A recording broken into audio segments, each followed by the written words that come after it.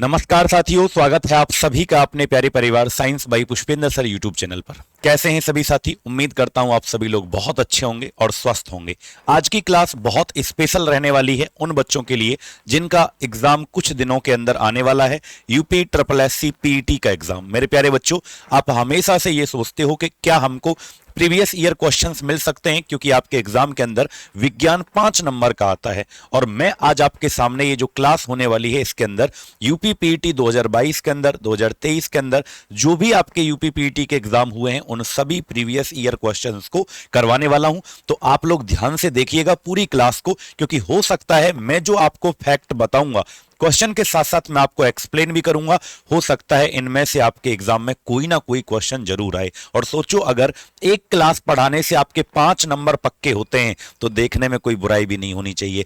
आप प्रॉमिस करें कि आप लोग इस बार पूरे में से पूरे 5 में से 5 क्वेश्चंस को सही करके आएंगे, और ये क्लास बाकी के एग्जाम के लिए भी हेल्पफुल रहेगी, आप जिस भी एग्जाम की तैयारी कर रहे हो, किसी भी वनडे एग्जाम की। तो चलिए स्टार्ट करते हैं आज की इस क्लास को, और जिसकी पीडीएफ मैं आपको टेलीग्राम पर दे ही दूंगा सारी, क्योंकि सबसे ज्यादा बच्चों को लगता है कि सर पीडीएफ कहां मिलेगा इसका। तो पीडीएफ आपको ये Telegram channel science by Pushpendra sir, इस पे आपको मिल जाएगा। बाकी आप ये इंस्टाग्राम पर मुझे फॉलो कर सकते हैं।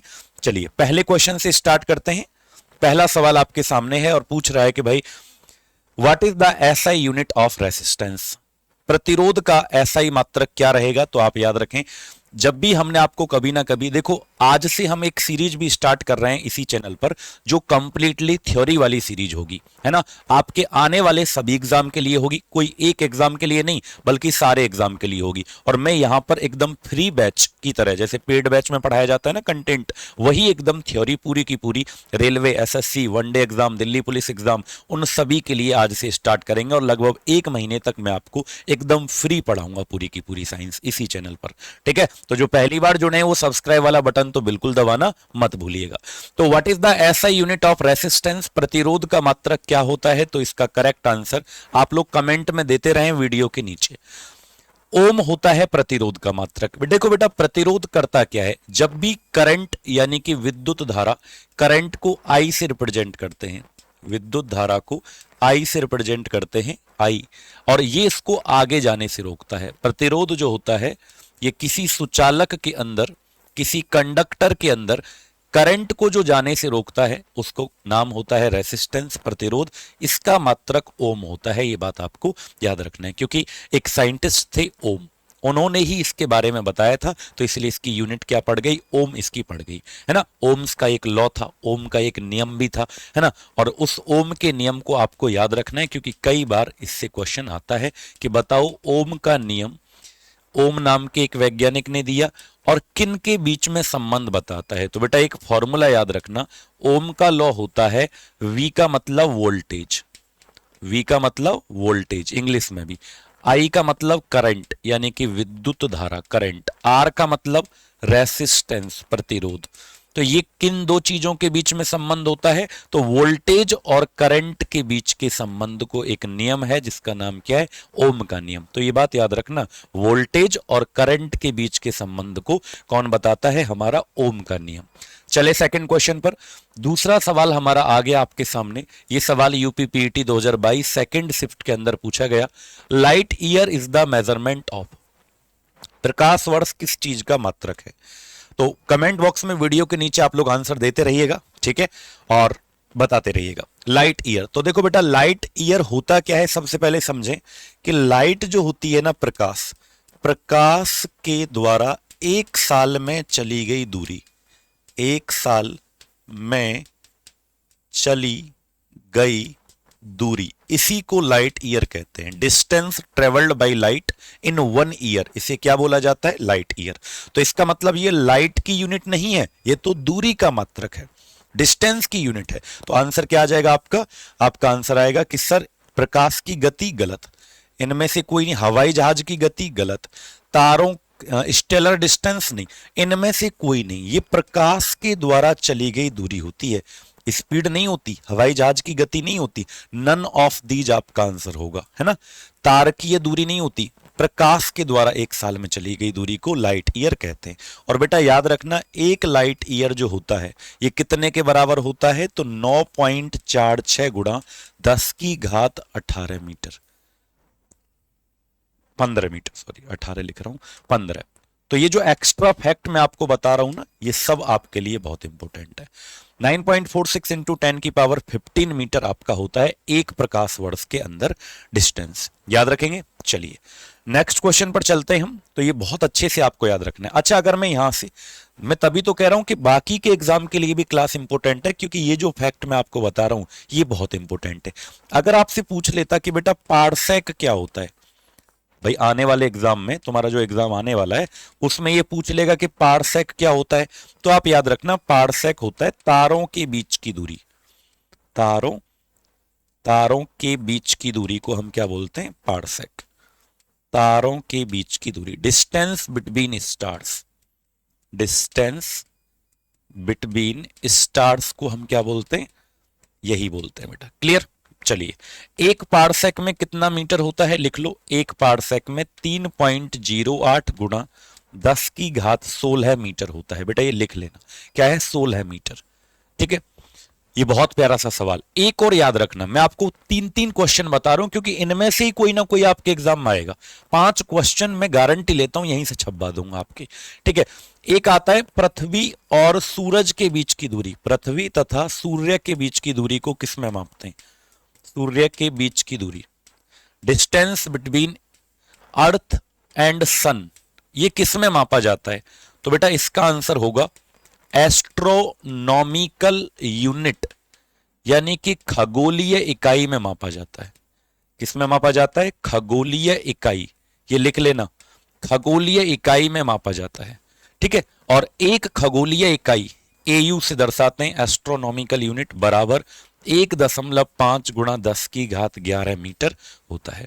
ये भी आप लोग लिख लीजिए, बहुत प्यारा सा क्वेश्चन आपका था सेकंड।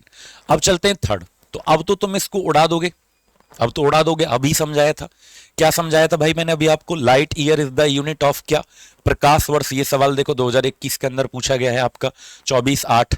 तो प्रकाश वर्ष क्या है, एक वर्ष में निर्वात में प्रकाश द्वारा चली गई दूरी। बिल्कुल यही सही है, यही आपका सही है।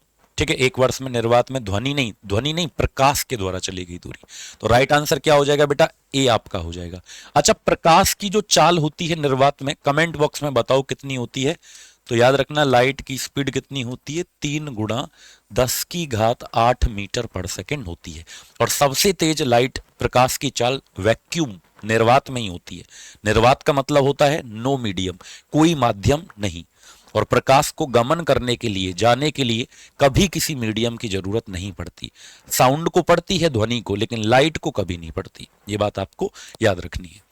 अगला है चौथा क्वेश्चन, एक हॉर्स पावर लगभग कितने वॉट के बराबर होता है। इस क्वेश्चन का आंसर आप लोग दें, ये आपका पीवाईक्यू है। आप बोलेंगे सर एक हॉर्स पावर में 746 वॉट होते हैं।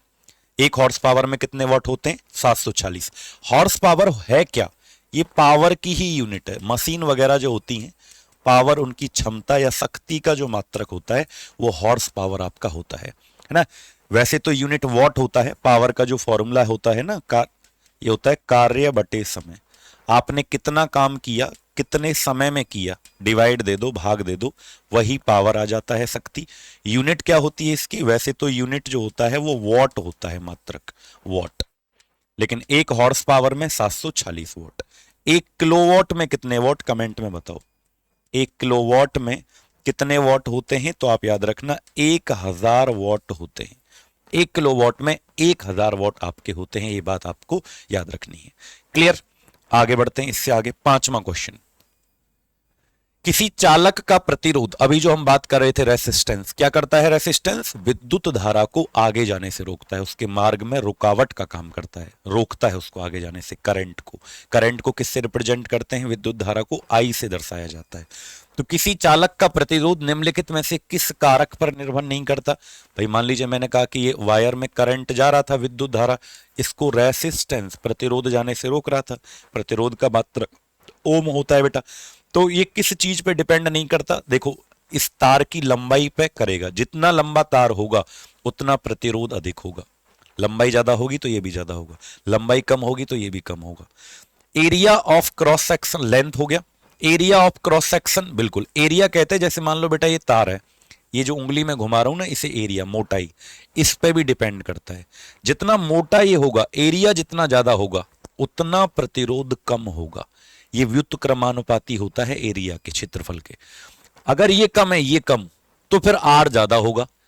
इसी को तो व्युत्क्रमानुपाती कहते हैं, इनवर्सली, एक बढ़ेगा दूसरा घटेगा। बट लंबाई के समानुपाती होता है, लेंथ के डायरेक्टली प्रोपोर्शनल। एल बढ़ेगा लंबाई, आर भी बढ़ेगा, एल घटेगा आर भी घटेगा।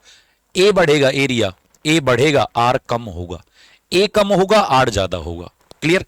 तो मटेरियल, चालक पे भी डिपेंड करता है, किसका तार है, सिल्वर का, कॉपर का, एल्युमिनियम का, इस पे भी डिपेंड करेगा रेसिस्टेंस, लेकिन इस पे नहीं करेगा। आर्द्रता से क्या लेना देना, कोई मतलब ही नहीं है इस चीज का। तो ह्यूमिडिटी थोड़ी होती है कंडक्टर की, सुचालक की। सुचालक का मतलब जिस चीज में करंट जाए उसे सुचालक कहते हैं। आर्द्रता क्या क्या मतलब है, मौसम की होता है आर्द्रता, तो ह्यूमिडिटी। ठीक है, चलो अगला क्वेश्चन, छठवां सवाल बताएं। ठोस चालक में धारावाहक होते हैं, करंट कैरीज इन ए सॉलिड कंडक्टर। मतलब करंट अगर किसी चीज में जा रहा है तो बेटा वो मुक्त इलेक्ट्रॉन के कारण जाता है। अगर आप बोलो कि ये तार है, इसमें करंट जा रहा है, विद्युत धारा, तो बेटा एक चीज याद रखना हमेशा कि इलेक्ट्रॉन के फ्लो होने से, इलेक्ट्रॉन के गमन करने से चार्ज बनता है, आवेश। इलेक्ट्रॉन के जाने से क्या बनता है, चार्ज, यानी कि आवेश बनता है। और आवेश के प्रवाह को ही विद्युत धारा कहते हैं। आवेश के प्रवाह को ही क्या कहते हैं हम, विद्युत धारा कहते हैं। ये बात याद रखना आप लोग। इलेक्ट्रॉन के प्रवाहित होने से चार्ज, मान लीजिए यहां से कोई इलेक्ट्रॉन यहां निकल के चला जाए, एक वस्तु से दूसरी वस्तु में इलेक्ट्रॉन चला जाए, तो जिससे निकल कर गया है उस पर पॉजिटिव आएगा, जिसमें गया है उस पर नेगेटिव आएगा। क्लियर? अब चार्ज के फ्लो को ही, अब मान लो इस तार में करंट जा रहा है तो इसमें चार्ज भी है, आवेश भी है, इसमें आवेश भी फ्लो हो रहा है। और आई का फॉर्मूला भी यही होता है, विद्युत धारा अगर तुम्हें निकालना है तो Q अपॉन टी। क्यू का मतलब आवेश, कितना गया यहां से यहां तक चार्ज, और कितना समय लगा यहां से यहां तक, कितना समय लगा आवेश को जाने में, इसे विद्युत धारा कहते हैं। इसे क्या कहते हैं, विद्युत धारा। कमेंट बॉक्स में बताओ विद्युत धारा का मात्रक क्या होता है, तो आप बोलेंगे विद्युत धारा को एम्पियर में मापा जाता है बेटा। किसमें, एम्पियर।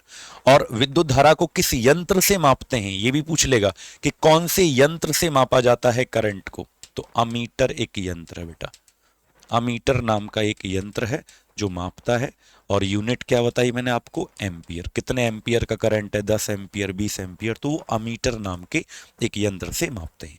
गैल्वेनोमीटर भी होता है एक। गैल्वेनोमीटर तो पेचकस आपने देखा होगा, उसमें भी लगा रहता है, जैसे ही करंट से लगाओगे जल जाता है वो। तो गैल्वेनोमीटर तो टेस्टर है बेटा, वो ये नहीं बताएगा कितना करंट है, बस इतना बताएगा कि करंट है या नहीं है, तो उपस्थिति को बताएगा करंट की।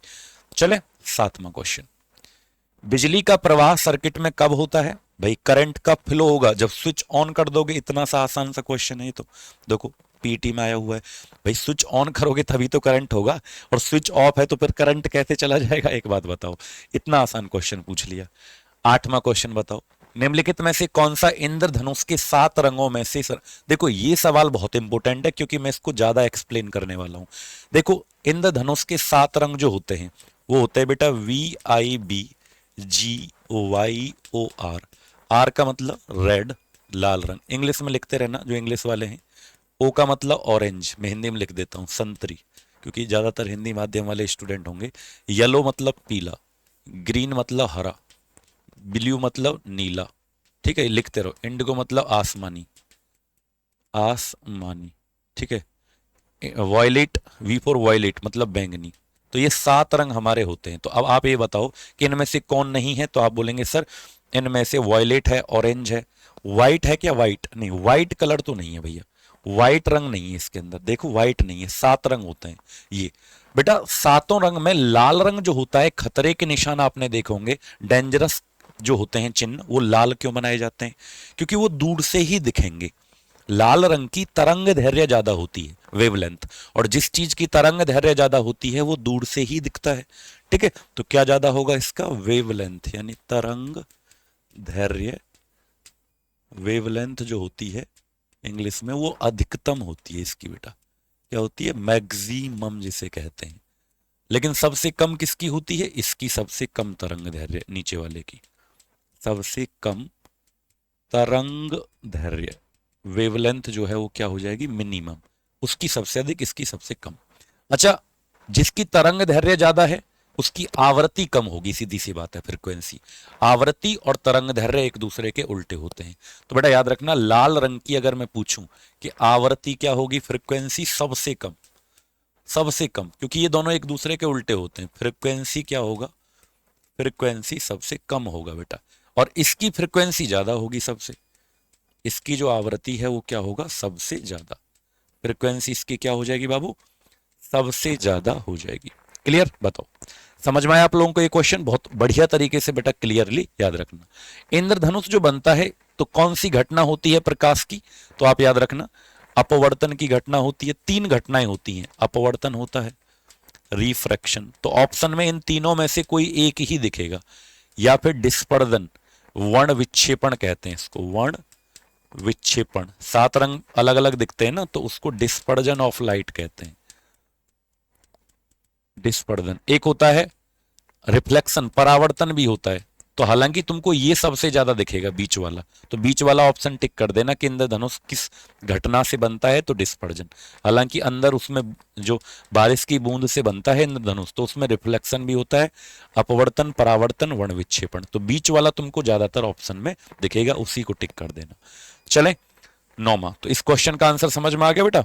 नौमा क्वेश्चन, तारों का रंग किस चीज पर निर्भर करता है। देखिए 2022 में पूछा है, तारे अलग अलग कलर के आपको अगर दिखाई दे रहे हैं तो उनका टेम्परेचर अलग है बेटा, है ना, उनका क्या अलग है, तापमान अलग अलग है, इसीलिए अलग अलग कलर के आपको वो दिखाई दे रहे हैं। तो आंसर क्या आ जाएगा, इट्स टेम्परेचर। तारों का जो अलग अलग रंग है वो तापमान के कारण अलग अलग होता है। 10वें क्वेश्चन पर चलते हैं, आप लोग कमेंट करके बताएं कि पूछा है कि CFL लाइट, जैसे घरों में आजकल CFL लाइट लगते हैं, LED लाइट्स लगते हैं, बिजली वाले बल्ब जो होते हैं उनका प्रयोग बहुत कम हो गया है।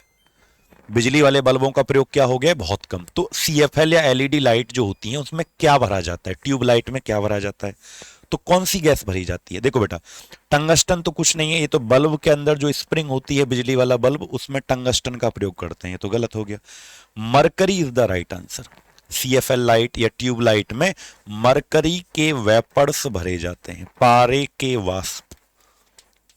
ट्यूब लाइट में या CFL लाइट में पारे के वाष्प भरे जाते हैं। एल्युमिनियम गलत है, ये भी गलत है, तो याद रखना बेटा, है ना।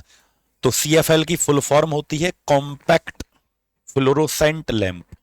क्या होती है CFL, इंग्लिश में याद रखना इसको, हिंदी वाले भी, कॉम्पैक्ट फ्लोरोसेंट लैंप।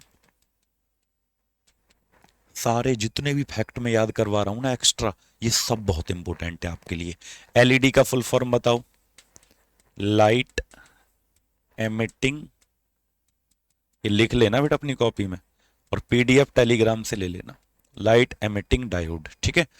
अच्छा एक बात बताओ, बिजली का जो बल्ब आता है इसमें कौन सी गैस भरी जाती है, ये भी पूछा जाएगा आपके एग्जाम में कि बिजली का जो बल्ब आता है इसमें कौन सी गैस भरी जाती है। तो बेटा याद रखना, नाइट्रोजन हिंदी में भी, और आर्गन, दो गैसों को भरा जाता है, नाइट्रोजन और आर्गन दोनों को एक साथ भरा जाता है, ठीक है।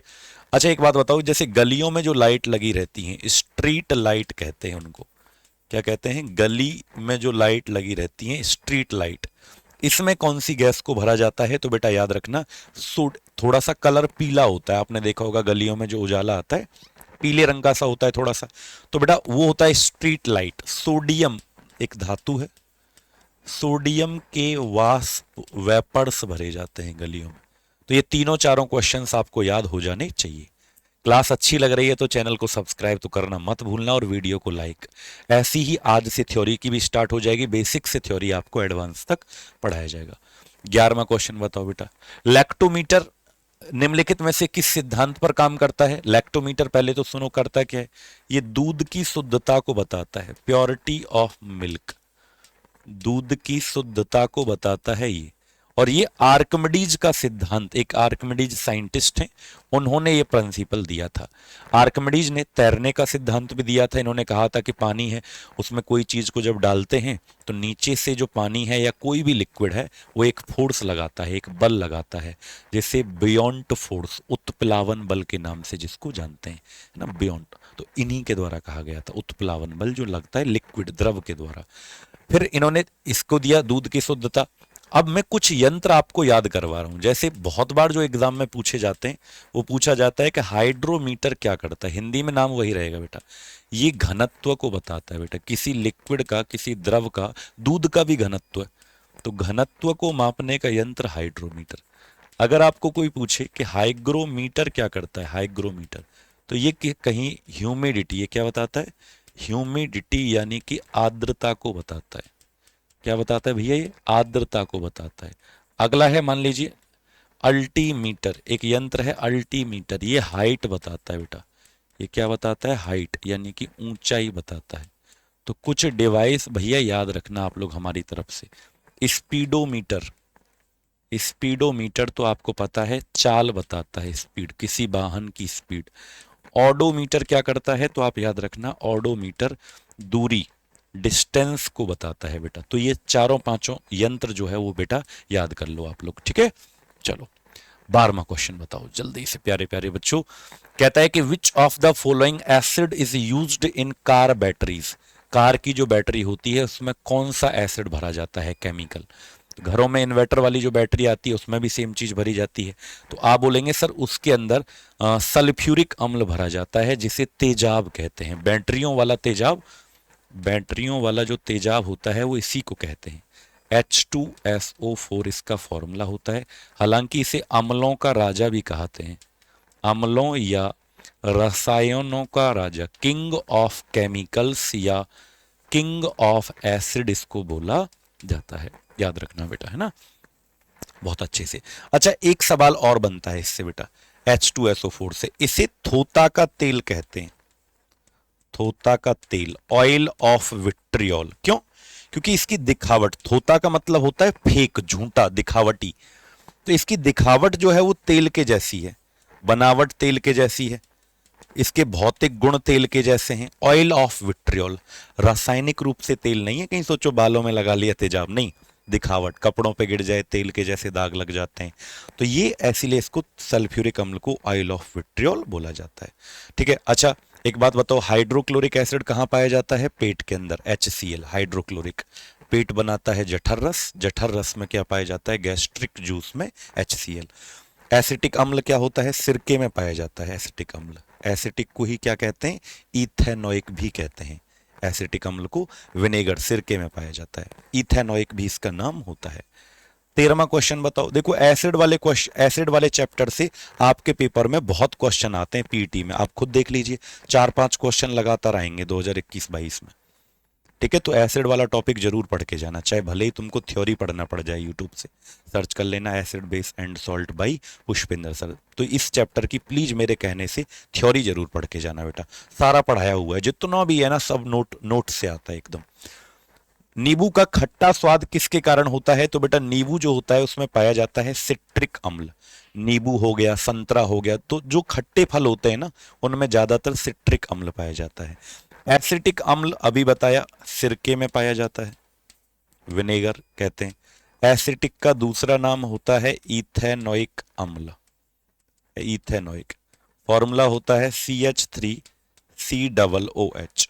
ऑक्जेलिक अम्ल किस में पाते हैं, टमाटर में, पालक में, अमरूद में, पालक में और अमरूद में, ये ऑक्जेलिक अम्ल। फॉर्मिक अम्ल किस में पाया जाता है, फॉर्मिक का एक और नाम होता है, इसको कहते हैं मीथेनोइक। चींटी के डंक में पाया जाता है, मधुमक्खी के डंक में पाया जाता है। और एक पेड़ होता है जिसे बिछुआ का पौधा कहते हैं बेटा, नेटल पौधा। इसकी पत्तियों को जब पकड़ोगे ना, नेटल प्लांट, बिछुआ का पौधा, कांटेदार पत्ती होती है इसकी, पकड़ोगे तो ऐसा लगेगा जैसे कांटे अंदर गड़ गए हों। और इस अम्ल की खासियत है कि शरीर में जाके सुजा देता है, सूजन आ जाती है। तो फॉर्मिक अम्ल या फिर मीथेनोइक अम्ल इसको बोलते हैं। फॉर्मूला भी याद रखना, HCOOH। 14वां क्वेश्चन बताइए बेटा, सभी अम्लों में एक चीज क्या समान होती है बताओ। जितने भी एसिड होते हैं उनमें एक चीज कॉमन होती है, क्या चीज कॉमन होती है जल्दी से बता दो आप लोग। तो आप याद रखना हाइड्रोजन कॉमन होता है बेटा। जितने भी एसिड आप पढ़ोगे सब में हाइड्रोजन, देखो hydrochloric HCl, HNO3, H2SO4, H3BO3, है ना, C6H5, COOH, H2, मतलब जितने भी उदाहरण में अम्ल के बोलूंगा एग्जाम्पल एसिड के, सब में हाइड्रोजन कॉमन होता है। और उसी हाइड्रोजन को तो आर्हीनियस नाम के एक व्यक्ति थे बेटा, क्या थे मैं आपको थोड़ा बता ही दूं। एक साइंटिस्ट होते थे जिनका नाम क्या था, आर्हीनियस। और 1887 में इन्होंने एक बात बोली कि जितने भी एसिड होते हैं ना अम्ल, जब भी इनको पानी में घोलो, पानी में से हाइड्रोजन बाहर निकलती है। इन्होंने बोली ये बात, कितने भी एसिड हैं उनको पानी में घोलो तो H बाहर निकलती है, हाइड्रोजन। और उसी हाइड्रोजन की पावर को तो पीएच बोला जाता है बेटा, सुना होगा कभी पीएच मान। पीएच की फुल फॉर्म पता है, पीएच जो होता है, पीएच मान आपने सुना होगा वैल्यू। तो पीएच की फुल फॉर्म होती है पावर ऑफ हाइड्रोजन, वही हाइड्रोजन जो निकलती है, पावर ऑफ हाइड्रोजन, उसी की शक्ति। पावर का मतलब शक्ति, हाइड्रोजन जो निकल रहा है उसकी शक्ति को पीएच वैल्यू बोलते हैं। PH value, power of hydrogen. कई कई पी को पोटेंज भी बोल देते हैं, क्योंकि लैटिन भाषा में पावर को पोटेंज बोला जाता है। लैटिन भाषा में पावर को क्या बोला जाता है, पोटेंज बेटा बोला जाता है। क्लियर? तो पीएच वैल्यू 7 से कम होता है एसिड का, अम्ल का पीएच मान क्या होगा, 7 से कम। क्षार का क्या होगा, बेस का, बेस का क्या होगा, 7 से ज्यादा। क्षार का जो पीएच मान है वो क्या होगा, 7 से अधिक होगा, यानी कि ज्यादा होगा। ठीक है, चलो बताओ। अगर हो जाए पीएच वैल्यू 7 हो जाए तो फिर उदासीन, न्यूट्रल। जैसे शुद्ध जल का पीएच मान 7 होता है, न्यूट्रल, तो मतलब ना तो अम्ल है ना क्षार है, बस इतना याद रखो। ठीक है, 15वां क्वेश्चन वही सवाल है, अभी पूछा था which of the following acid is present in the sting of nettle. देखो एक पेड़ बताया था ना, नेटल पौधा, बिछुआ का पौधा जिसकी पत्ती कांटेदार होती हैं, तो उसमें कौन सा अम्ल बताया था बेटा मैंने अभी आपको, बोलो बोलो बोलो बोलो, मीथेनोइक। अभी बताया था ना फॉर्मिक अम्ल या मीथेनोइक अम्ल। ऑक्जेलिक तो टमाटर, पालक, अमरूद में। एस्कॉर्बिक एसिड किसमें होता है, आंवला। आंवला खाए हो कभी, किस किस ने आंवला खाया है, उसमें पाया जाता है। इथेनोइक बता दिया, सिरके के अंदर पाया जाता है। 16वां क्वेश्चन बताओ बाबू, ब्लीचिंग पाउडर का रासायनिक नाम क्या होता है। बहुत प्यारा सा सवाल है, आसान सा क्वेश्चन। ब्लीचिंग पाउडर का मैं आपको फॉर्मूला बता दूं, ब्लीचिंग पाउडर का फॉर्मूला होता है CaOCl2। तो देखो ये रहा, कैल्शियम ऑक्सीक्लोराइड, ये ब्लीचिंग पाउडर का फॉर्मूला होता है। अच्छा, ब्लीचिंग, जहां पे भी आपको ब्लीचिंग वर्ड दिख जाए, इसका मतलब होता है रिमूव कलर, रंग उड़ाना। ब्लीचिंग का मतलब क्या होता है, रंग उड़ाना। तो ब्लीचिंग पाउडर का काम क्या है, रंग उड़ाना। अब चाहे वो लड़कियों का रंग उड़वाओ, देखो ब्लीचिंग ब्लीचिंग करवाने जाती हैं लड़कियां, जाती हैं कि नहीं, शादी में, रंग उड़ाओ, कपास का, कॉटन, कागज का, पानी का, लोगों का रंग उड़ाना ब्लीचिंग पाउडर है ना, तो इसका काम है ब्लीचिंग करना। हालांकि फसलों में कीड़ा लग जाता है तो इसको तुम पानी में घोलकर ब्लीचिंग पाउडर की स्प्रे कर दो, तो इंसेक्टिसाइड्स भी हैं, कीटनाशक का काम करता है ये ब्लीचिंग पाउडर। ठीक है, याद रखना बेटा। 17वां क्वेश्चन, आग के पास किस रसायन का अत्यधिक सूखा पाउडर छोड़, जैसे आग लग गई कहीं पे, तो कौन सी चीज हम डालें ताकि CO2 गैस निकले। और CO2 गैस का काम एक ही है बेटा, आग बुझाना। CO2 गैस क्या कर देता है, आग बुझाता है, याद रखना, आग बुझा देता है CO2 गैस। तो बताओ क्या छिड़कने से आग बुझ जाएगी, तो बेटा याद रखना सोडियम बाइकार्बोनेट, ये आंसर सही है। NaHCO3, इसको एक और नाम से जानेंगे, Na का मतलब सोडियम, H का मतलब हाइड्रोजन, CO3 का मतलब कार्बोनेट, सोडियम हाइड्रोजन कार्बोनेट। ये पाउडर होता है, इसे खाने वाला सोडा भी कहते हैं, बेकिंग सोडा। इसे क्या कहते हैं, खाने का सोडा भी इसको बोलते हैं, खाने का सोडा भी इसको बोलते हैं। तो इसको जैसे ही तुम आग के ऊपर डालोगे बेटा, तो इसमें से कौन सी गैस निकलती है? कार्बन डाइऑक्साइड गैस, जिसकी वजह से आग फिर बुझ जाती है। तो ये याद रखना, आग कहीं लग जाए तो रसोई में से क्या लोगे? बेकिंग सोडा, खाने वाला, आग के ऊपर डाल देना, आग बुझ जाएगी। ठीक, बहुत बढ़िया। 18वां क्वेश्चन बताओ, वॉशिंग सोडा किसका प्रचलित नाम है? वॉशिंग सोडा, जैसे अभी आपने बेकिंग सोडा बताया, खाने वाला सोडा, तो वॉशिंग सोडा का फॉर्मूला आप हमें बताइए बेटा। वैसे तो फॉर्मूला होता है Na2CO3.10H2O, ये वॉशिंग सोडा का फॉर्मूला है, धावन सोडा, कपड़े धोने वाला। तो इसका पूरा नाम पढ़ना जरा, सोडियम कार्बोनेट, सोडियम कार्बोनेट। तो आंसर कहां पे है? देखो, C is the right answer. But पूरा नाम अगर पूछे ना, तो देखो यहाँ पे H2O, यानी कि पानी कितने हैं? 10। तो सोडियम कार्बोनेट डेका, डेका का मतलब होता है 10, H2 हाइड्रेट, ये वॉशिंग सोडा का फॉर्मूला है। 19वां क्वेश्चन बताइए, मिल्क ऑफ मैग्नीशिया किस प्रकार का कॉलॉइड है? सबसे पहले तो समझो कि क्या होता है मिल्क ऑफ मैग्नीशिया। बेटा, मिल्क ऑफ मैग्नीशिया का फॉर्मूला होता है MgOH का होल ट्वाइस। ये वही है, ये पता है बेस होता है क्षार। कभी तुम्हारे पेट में एसिडिटी हुई है? कितने बच्चों के पेट में एसिडिटी हुई है? तो जब एसिडिटी हो जाती है पेट के अंदर, तो तुम इनो लेने जाते हो दुकान से, तो इनो के अंदर जो पाउडर होता है ना बेटा, वो यही तो होता है ना। इसी को मिल्क ऑफ मैग्नीशिया बोलते हैं। किसको? मैग्नीशियम हाइड्रोक्साइड को। तो ये इनो जो लेने जाते हो ना, उसके अंदर पाया जाता है यही पाउडर के रूप में। क्लियर? तो ये हमारे पेट की एसिडिटी को दूर करता है। हमारे पेट में जो अम्लीयता है, एसिडिटी बन गई, HCl हाइड्रोक्लोरिक अम्ल जो ज्यादा बन जाता है पेट में, तो एसिडिटी हो जाती है, उसको दूर करता है ये। तो ये एक सोल है बेटा। सोल का मतलब जहां पे एक चीज सॉलिड हो, सॉलिड, एक लिक्विड हो। एक चीज सॉलिड हो तो मैग्नीशियम जो हाइड्रोक्साइड है, इसको पानी में मिलाते हैं थोड़ा सा। तो जहां पे एक ठोस हो, एक द्रव हो, तो उन चीजों को सॉल कहते हैं। ठीक है, बताओ। इसका पीएच वैल्यू भी याद रखना, बहुत बार पेपर में आता है पीएच मान, क्योंकि बेस है और बेस का पीएच वैल्यू क्या होता है? 7 से अधिक होता है। तो पेपर में पूछ लेगा कि मिल्क ऑफ मैग्नीशिया का पीएच मान कितना होता है? 10.5। अब 18वां क्वेश्चन का आंसर कौन बताएगा? सबसे पहले देखना चाहेंगे आज, बताइए।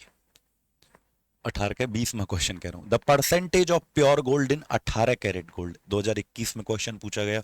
देखो बेटा, जो 24 कैरेट हमारे देश में कैरेट जो होती है, वो सोने को शुद्धता, गोल्ड की जो प्योरिटी है, सोने की शुद्धता को किस में मापा जाता है? कैरेट में।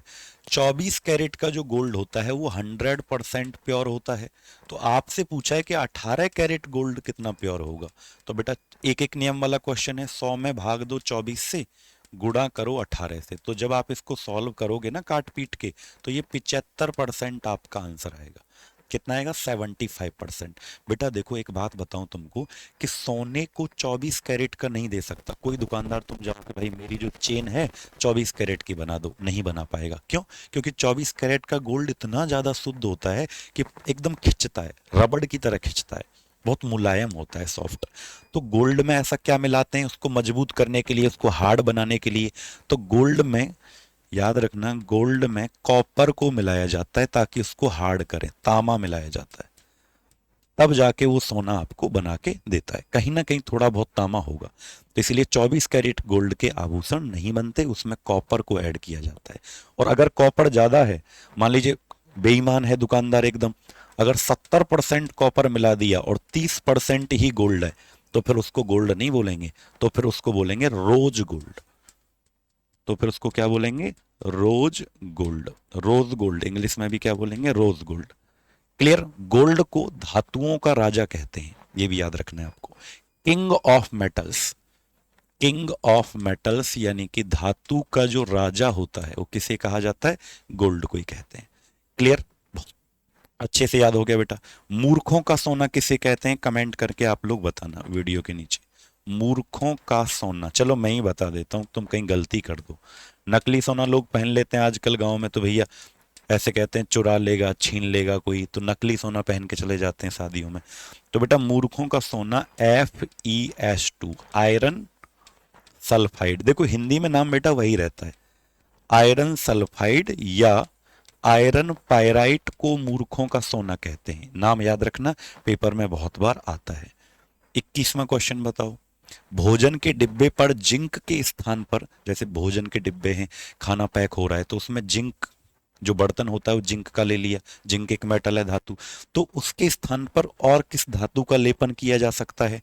तो बेटा याद रखना, मैग्नीशियम नहीं, आप टिन का लेपन कर सकते हो। टिन का सिंबल होता है Sn, ये भी एक धातु है। टिन का ही क्यों किया? क्योंकि टिन जो होता है वो कम क्रियाशील है, लेस रिएक्टिव है ना, जिंक से भी कम क्रियाशील है, जिंक जस्ता से भी कम रिएक्टिव है, तो इसका प्रयोग कर सकते हैं। क्योंकि ये क्रियाशील नहीं है तो खाने को कोई भी नुकसान नहीं पहुंचेगा। ठीक है, बताओ 22वां, non stick cooking utensils are coated with. बेटा ऐसा, नॉन स्टिक का मतलब होता है ऐसे बर्तन जिनमें खाना चिपकता नहीं है, जैसे प्रेस्टीज वगैरह के कुकर आते हैं जिनमें खाना चिपकता नहीं है, तो किस बहुलक का प्रयोग किया जाता है? किसका? तो टेफ्लॉन एक बहुलक है, पॉलीमर, इसका प्रयोग करते हैं बेटा, है ना, प्रेस्टीज वगैरह के जो कुकर आते हैं। तो राइट आंसर क्या हो जाएगा आपका? टेफ्लॉन।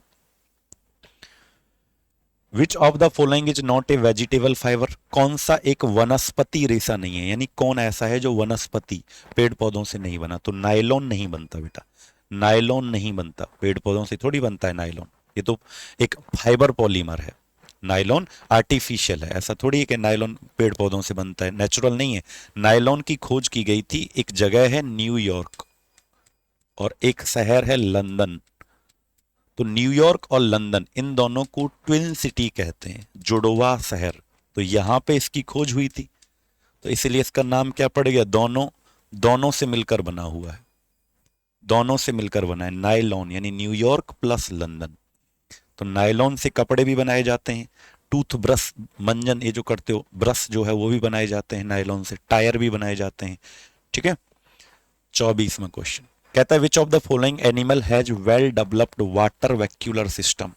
किसका एक बढ़िया से, किस जानवर में अच्छी तरह से विकसित जल संवहनी तंत्र होता है? तो याद रखना स्टारफिश इसका सही जवाब है। स्टारफिश पानी में तभी तो रहती है हमेशा, स्टारफिश इसका सही आंसर है। 25वां, देखो हम भी स्तनधारी हैं, मैमल्स हैं, हम किस कैटेगरी में आते हैं? स्तनधारी। जिनके स्तन होते हैं वो स्तनधारी होते हैं, हम कोई ऐसे थोड़ी सांप हैं रेप्टाइल्स रैंक के चलते हैं, नहीं। ठीक है, तो सबसे बुद्ध जीवी, मतलब धरती पर पाए जाने वाला सबसे बुद्ध जीवी, बुद्धिमान स्तनधारी का नाम बताओ? तो बेटा याद रखना डॉल्फिन इसका सही जवाब है। सबसे बुद्ध जीवी जो प्राणी होता है स्तनधारी, वो कौन है? डॉल्फिन, ये बात याद रखना।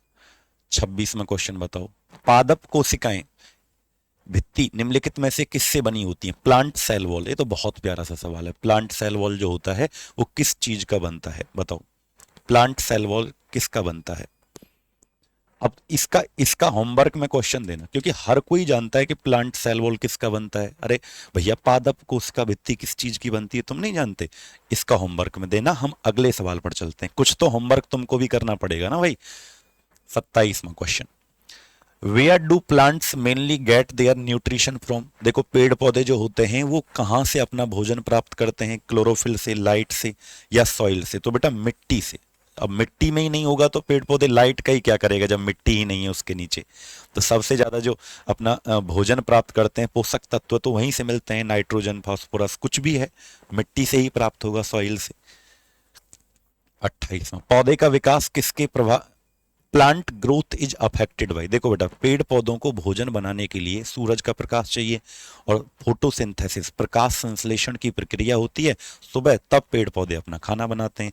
तो सब चीजों पर डिपेंड करेगा, प्रकाश की गुणवत्ता, मात्रा, यानी पेड़ पौधों का जो विकास है, कितना लाइट उसको मिल रहा है, कितनी देर तक मिल रहा है, अवधि का मतलब कितनी देर तक लाइट मिल रहा है, मात्रा का मतलब कितना लाइट मिल रहा है, गुणवत्ता का मतलब लाइट कैसी लाइट मिल रही है उसको। ठीक है, तो तीनों चीज पर डिपेंड करेगा। 29वां सवाल क्या है, phloem is a tissue found in which of the following? Phloem एक ऊतक है जो निम्नलिखित में से किस में पाया जाता है? फ्लोएम बताओ। तो बेटा बताइए जल्दी से। इंसेक्ट में, मैमल्स में, प्लांट्स में पाया जाता है बेटा। जाइलम फ्लोएम जानते हो ना, फ्लोएम। तो फ्लोएम किस में पाया जाता है? प्लांट्स में, जो पत्तियों से और बाकी के हिस्से, जो प्लांट है पत्तियों से लेकर और बाकी के हिस्सों में जो फूड पहुंचाता है, भोजन पहुंचाता है, फ्लोएम कहते हैं उसको, प्लांट्स में पाया जाता है। 30 का आंसर बताओ, निम्नलिखित में से कौन सा कार्बनिक यौगिक मानव शरीर में प्रोटोप्लाज्म को जमा करता है? देखो बेटा, मीथेनॉल। मीथेनॉल पता है कच्ची शराब को कहा जाता है, मीथेनॉल कच्ची शराब। याद रखना, कच्ची शराब CH3OH फॉर्मूला होता है, ये कच्ची शराब का फॉर्मूला होता है। कभी इस्तेमाल मत करना, नहीं तो थक्का जम जाएंगे तुम्हारे, प्रोटोप्लाज्म जो होता है वो कोगुलेट हो जाता है, जम जाता है। तो कच्ची शराब का फॉर्मूला मीथेनॉल, इसकी वजह से जम जाता है। अच्छा, पीने वाली जो शराब होती है उसका फॉर्मूला क्या होता है? इथेनॉल। ये पीने वाली शराब होती है। दोनों को अलग अलग याद रखना। अगर इन दोनों को मिला दें, कच्ची शराब में पकी हुई शराब को मिला दें, तो इस प्रक्रिया को कहते हैं डीनेचुरेशन ऑफ एल्कोहल। एल्कोहल का विकृतीकरण कहा जाता है अगर दोनों को मिला दिया जाए। 31वां क्वेश्चन बताओ बेटा, which of the following is correct regarding the larynx. Larynx होता है ये वाला गला, गला जो होता है ना, ये इसको लिरनेक्स बोलते हैं। तो इसके अंदर वोकल कोड होते हैं बेटा, जैसे ये लिरनेक्स है, ऐसे 2 वोकल कोड होते हैं। और मानव की जो आवाज उत्पन्न होती है, साउंड जो आती है, मेरी आवाज आ रही है आप लोगों तक, तो ये मेरा वोकल कोड जो होता है, वाक तंतु, ये वाइब्रेट करता है। ये क्या करता है? वोकल कोड वाइब्रेट, यानी कि ये कंपन करता है। ये वोकल कोड जो होता है ये वाइब्रेट, कंपन करता है, तब मानव की आवाज उत्पन्न होती है बेटा। ठीक है। 32वां सवाल, त्वचा की सबसे ऊपरी परत को क्या कहते हैं? तो एपिडर्मिस कहते हैं। त्वचा की सबसे ऊपरी परत, कई परत हैं, तो सबसे ऊपरी परत है उसको एपिडर्मिस के नाम से जाना जाता है। याद रखना। ऑरेंज में बहुतायत में क्या पाया जाता है? मैंने अभी बताया ऑरेंज में। वैसे तो कौन सा एसिड पाया जाता है? सिट्रिक अम्ल पाया जाता है खट्टे फलों में। ठीक है। ये सारे PYQs हैं बेटा, इनसे जितने भी क्वेश्चंस बन सकते हैं पूरे के पूरे मैंने आपको करवा दिए। ठीक है। तो अब सुनो, विटामिन सी, खट्टे फल जो होते हैं या जिनमें सिट्रिक अम्ल पाया जाता है, वो विटामिन सी की भरपूर मात्रा उनमें पाई जाती है। विटामिन सी की कमी से स्कर्वी रोग हो जाता है, विटामिन बी की कमी से बेरी बेरी रोग हो जाता है, विटामिन डी की कमी से रिकेट एक बीमारी है वो हो जाती है, लोहे की कमी से एनीमिया रोग हो जाता है, आयोडीन की कमी से आयोडीन घेंगा रोग हो जाता है। तो ये सारे याद रखना आप लोग। ठीक है। 34वां, कर्कट जनक रसायन से होता है, कर्कट जनक केमिकल्स कॉज, तो कैंसर, कैंसर की बीमारी। कैंसर के इलाज में किसका प्रयोग होता है? तो आप याद रखना, कैंसर के इलाज में गामा रेस, गामा किरणों का। आज तक पीटी में जितने भी सवाल आए ना, वो सब मैंने आपको करवा दिए हैं। ठीक है। गामा किरणों का प्रयोग होता है, गामा किरणों का। कैंसर के इलाज में और किसका होता है? कोबाल्ट 60, कोबाल्ट 60 का प्रयोग होता है। कोबाल्ट 60 एक एलिमेंट है, एक समस्थानिक आइसोटोप, इसका प्रयोग भी कैंसर के इलाज में किया जाता है बेटा। 35वां क्वेश्चन बताओ, निमोनिया जो होता है, निमोनिया हो जाता है, बहुत बार सुना होगा आपको, है ना, निमोनिया हो जाता है। तो निमोनिया किस अंग को प्रभावित करता है? तो निमोनिया बेटा लंग्स को, फेफड़ों को खराब करता है निमोनिया। क्लियर। अब 36वां क्वेश्चन है हमारा, ये भी सवाल आपका होमवर्क है। 36वां, आज की क्लास में 2 क्वेश्चन मैंने होमवर्क दिए, जो भी होमवर्क में 2023 के अंदर पूछा गया है, जो भी होमवर्क के दोनों क्वेश्चन का आंसर देगा मैं पर्सनली रिप्लाई करूंगा उसको, है ना, कि आपका ठीक है या नहीं। वीडियो के नीचे कमेंट बॉक्स में होमवर्क वाले क्वेश्चन का जरूर आंसर दीजिएगा। क्लास कैसी लगी? प्लीज, बहुत मेहनत लगी इन क्वेश्चंस को, सारे जितने भी आज तक आए पीटी में सबको निकाल कर लेके आया, फिर आपके सामने ये सारे करवाए। जितने एक्स्ट्रा फैक्ट मैंने बताए ना, प्लीज उन सबको अच्छे से याद रखना, क्योंकि उनसे आने वाले एग्जाम में जो आ रहा है इसमें आपके क्वेश्चंस बनेंगे ही बनेंगे। ठीक है। बाकी इसको सब्सक्राइब कर लो भाई यूट्यूब चैनल को, क्योंकि अब थ्योरी की क्लास आज से ही स्टार्ट हो जाएगी, बिल्कुल बेसिक से, रेलवे, एसएससी, दिल्ली पुलिस, बाकी सभी एग्जाम्स के लिए। PDF यहां से ले लेना, अभी भेज दूंगा मैं आपको, और वीडियो को शेयर जरूर करना जिन बच्चों को साइंस की जरूरत है। थैंक यू सो मच, धन्यवाद, लव यू ऑल।